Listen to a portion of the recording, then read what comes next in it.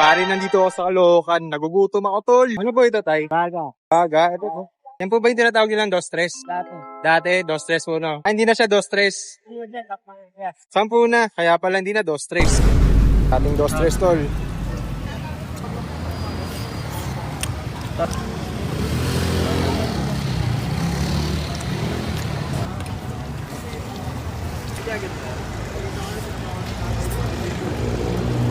Tayo dalawa.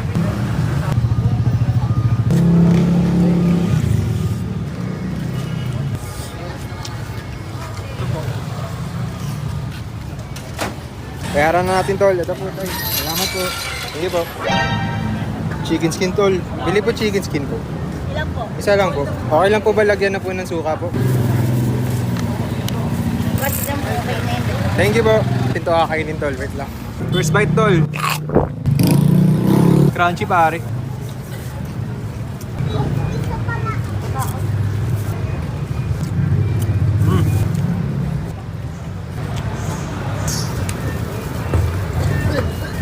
Maasim na yung daliri ko, tol. Tol, may takoyaki, tol. Ano pa yung available atin na takoyaki? Activate, sige po, ano po? 5 piraso po.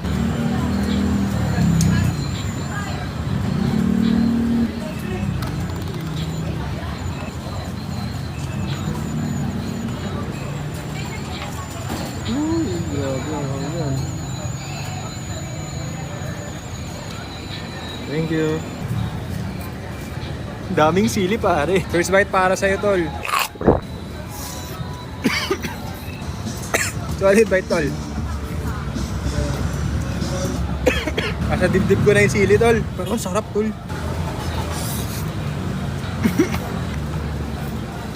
Last bite, tol. Balik natin yung upuan. Thank you po. Takoyaki. Dito lang sa Caloocan, tol. Masarap. Paano ba yan? Uwi muna ako. Solid.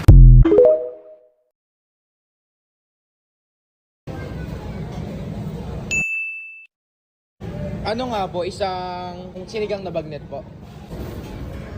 Isang pakbet po, tsaka yung lechong paksiw. Opo, kasama dun. Bali, isang sinigang na bagnet, tsaka yung lechong paksiw na may pakbet. Thank you po.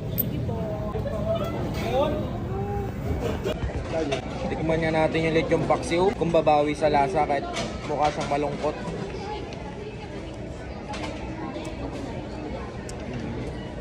Pwede na. Silver na ano po.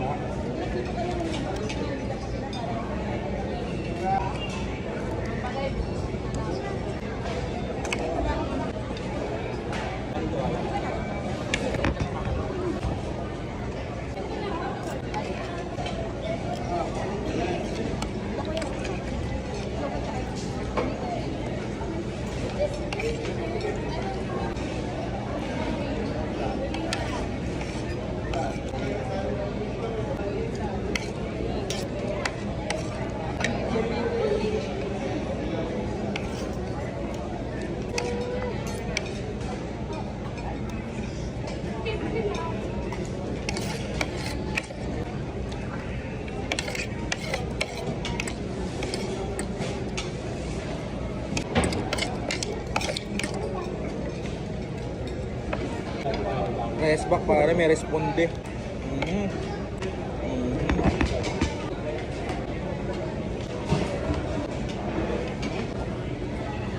Ayan mo.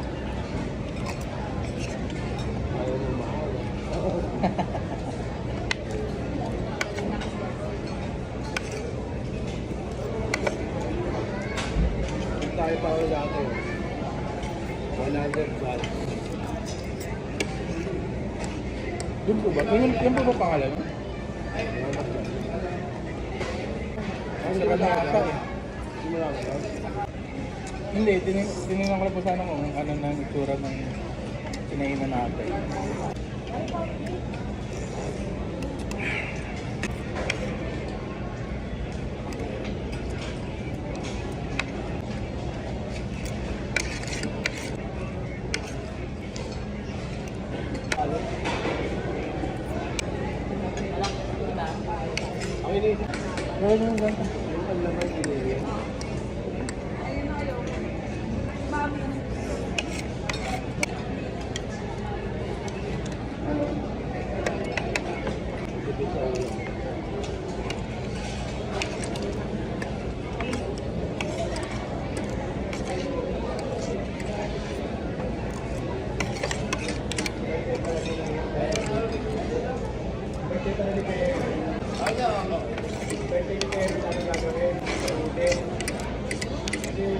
Di ba po?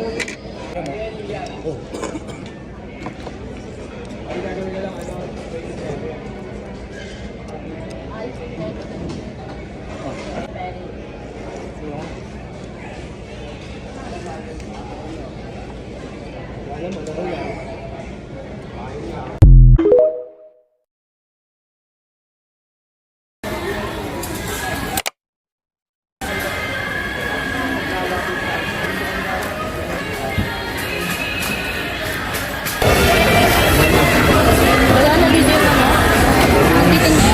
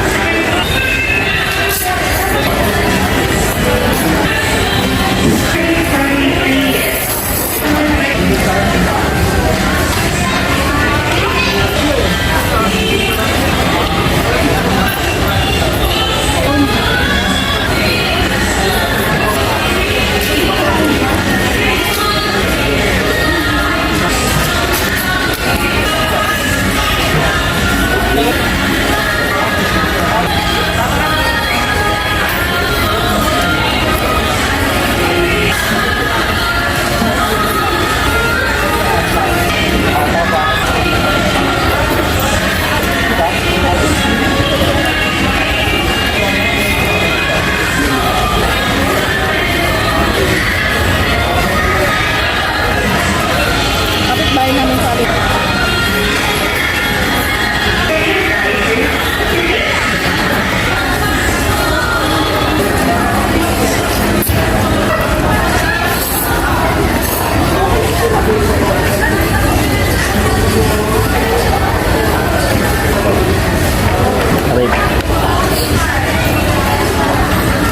Next, pag-condense.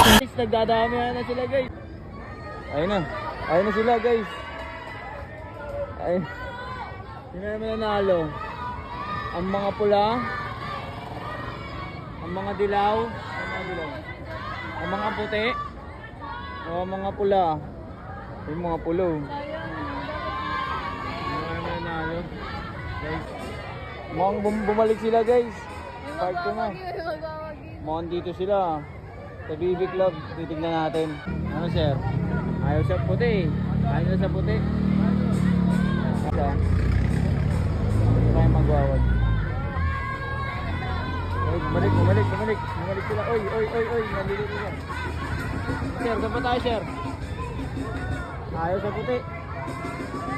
Saan tayo guys? Ayaw sa pula. Ayaw sa pula guys. Dito kaya magwawagi. Ang niya, ito guys yung kami nila guys. Ay, sa dilaw guys eh. Si ate lang yung lumalaban eh. Dito laban eh. Guys, pasok na sila guys. May nakakuha na. Ay, nagwagi guys. Sweep me.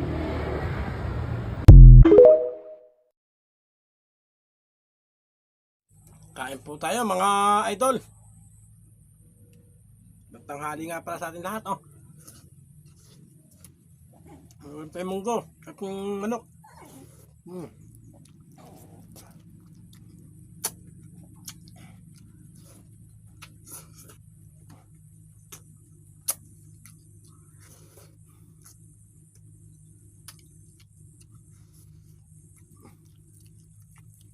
Mmm.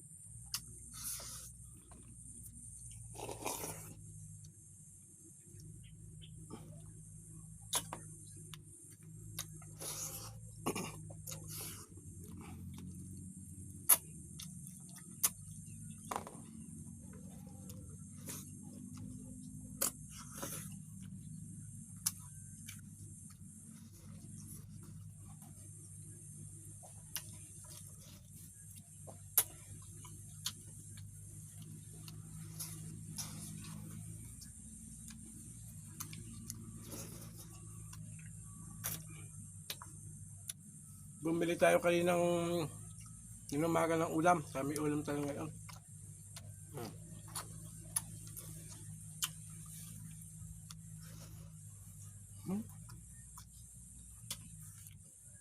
Sarap.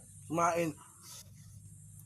Kain po tayo. Mga viewers ko dyan.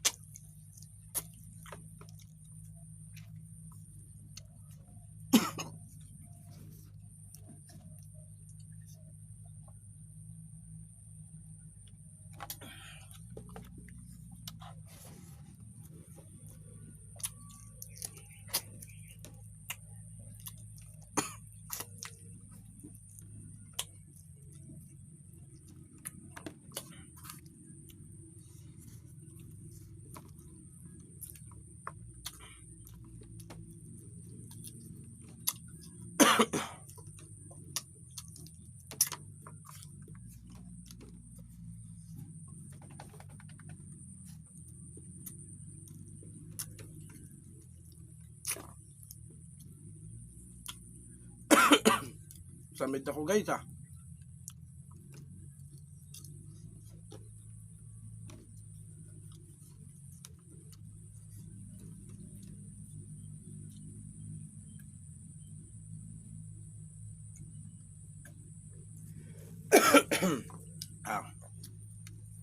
Naalala yata ako ng nanay ko, tinantay niya siguro ako bahay.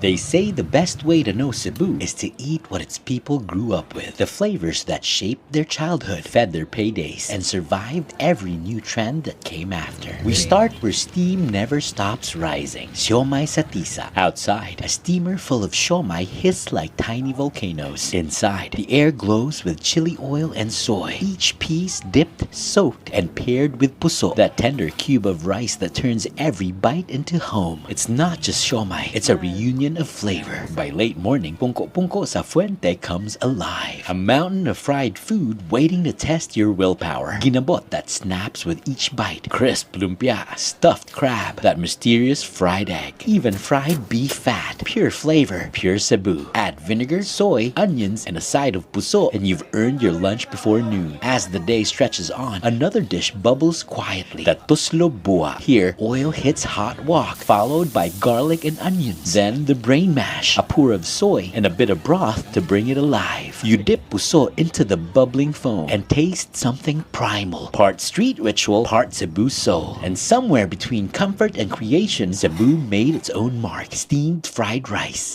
shrimp, and gravy fused into one. The kind of comfort that outlived every food trend that followed. And to end where many Cebuanos began, a place that reminds you of Jollibee, only more local. The menu hasn't aged, only we did. The burger steak sizzles on iron. The chicken crackles golden too. The spaghetti is sweet and bright red as well. And the cake tastes like birthdays that never left. It's far from perfection, more like nostalgia served warm. Ang tinuod nga lami, dili mailisan sa panahon. Kaya ang panumduman, maugyud ang timpla.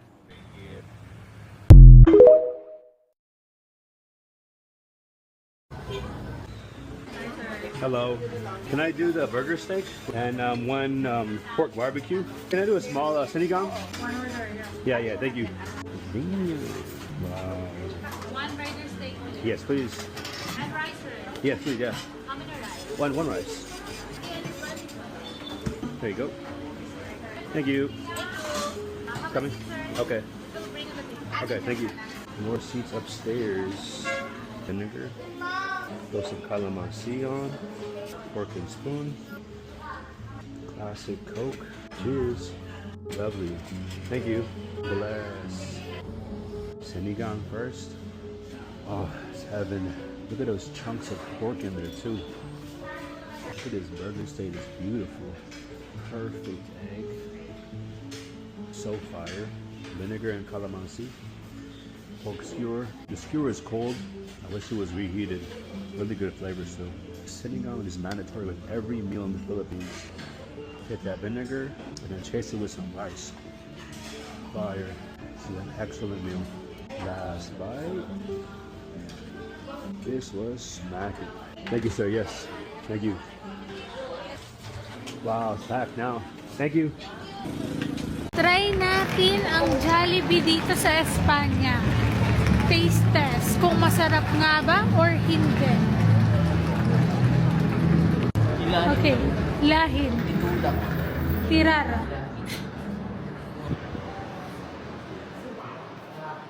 Komeraki. Eat in. Piece chicken joy, tas dalawang kanin. Wow! Yes, mag-add kami ng rice na yun. Pineapple. Ito, fast dyan. Wow! So talaga yung mga ganyan eh. Sige. Guys, mga Pinoy ata yung nandito. Wow, ang ganda. Wow. Okay. Puro Pinoy yung mga nandito. Titikman natin yung Jollibee kung masarap pa talaga. At sabi nila matabang daw. So, let's try it. Ayan ang food. Malaki. Ay, hindi ko pa na-check. Wow, may plato guys. May? Pinoy, paano daw mag-order ng may rice? Ito yung rice guys. Dito tayo kakain. Ito yung gravy nila.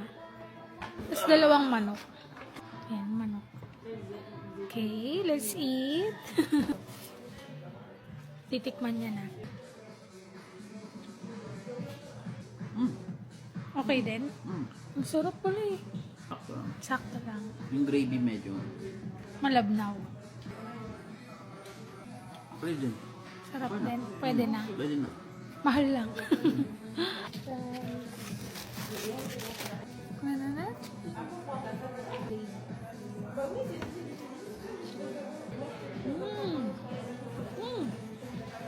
Kaya naman, di ba? Sarap, malasa guys. Yung lutong niya. Yung lutong ng chicken, mas malutong to actually, no? Iba yung crunchiness niya. Pwede na, pwede na. Yung gravy for me mas masarap sa Pinas. Yung manok guys, same lang. Mas malasa lang talaga yung sa Pinas. Kain muna kami guys. Bye!